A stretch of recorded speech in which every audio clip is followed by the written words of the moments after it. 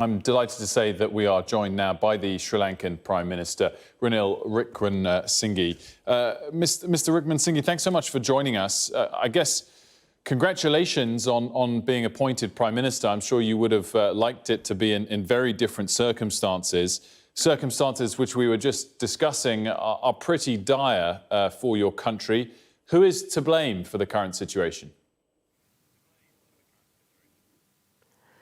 Well, I would say the last administration is to blame. And they've run down the economy.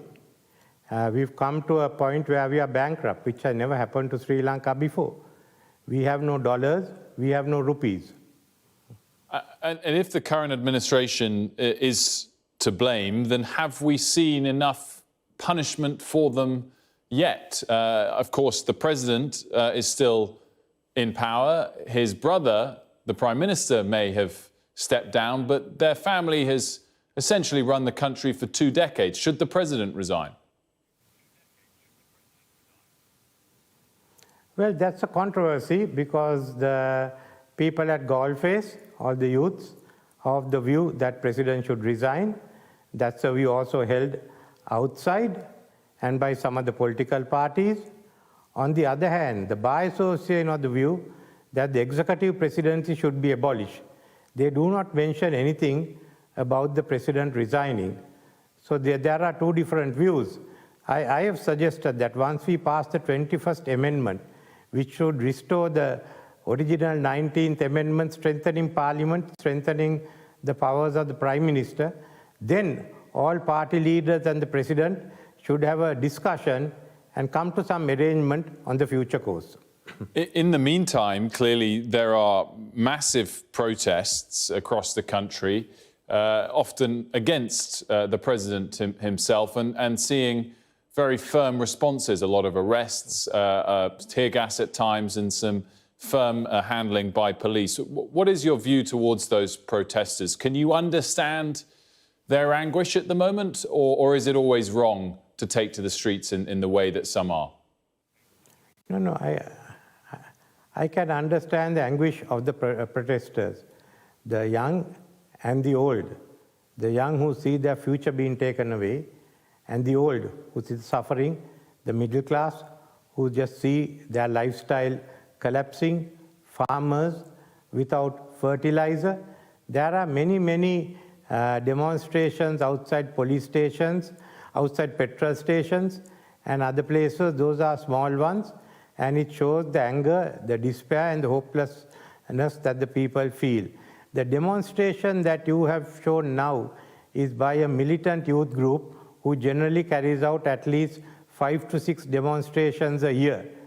And certainly their aim is to ensure the water cannons are used on them. But that does not mean that there are no protests in Sri Lanka. They are small protests run by people at the moment when they can't bear the burden any longer. We are not in we certainly are not in a very stable position. I mentioned in the introduction, Prime Minister, that inflation is at 30%, perhaps due to rise to 40%. And you mentioned, of course, the blame that falls on the past administration. Do you think the effects of the war in Ukraine have been felt yet in Sri Lanka, or could things get worse in the short term?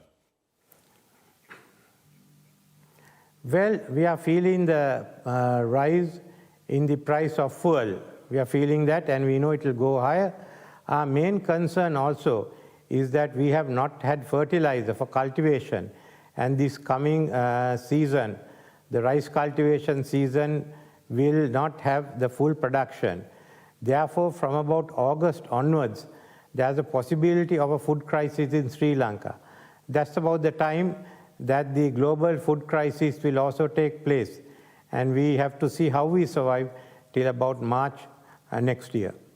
And what is your message, Prime Minister, in the short term to potential international partners that could come to your aid on a week when you've had to miss interest payments due on your debt? It's a tricky position, I guess, to seek help at that time, as well as missing those sorts of payments.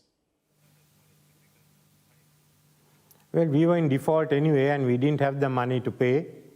We have to acknowledge that. I feel ashamed about it, but nevertheless, this is reality. We've been engaging our partners and they've responded well. We've been engaging with the IMF, but as you know, it takes time. India has been the quickest to respond. We've had money from them, which has enabled us to carry on. But we think in the next few months, there will be responses by the other donors. At the moment, would you say it's safe for tourists to come and visit Sri Lanka? Well, those who want to have an exciting time could come here, and maybe they could even take part in the demonstrations. They could hold placards which says for the President of Sri Lanka to go home, or you could hold a placard asking the Prime Minister of your country to go home. All that is option that's available. Well, I mean, it's good to see you being light-hearted, but it was actually a serious question. I mean, tourism is an important part of any emerging market's income.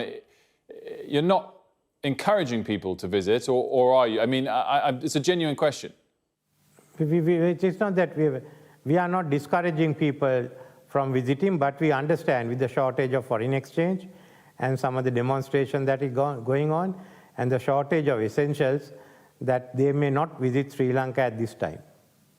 For my final question, and you've been very honest about the troubles, and it's encouraging to hear the frankness. And of course, we wish you success in solving the problems. But I just wanted to return to the question of the president and his family, because in an interview you gave to the BBC, I think 4 days ago, you said there's no point looking at the books because the books are cooked. I guess my question is, what did you mean exactly by that? And are you suggesting outright corruption by the president, in which case, surely there should be much greater punishments for him and his family?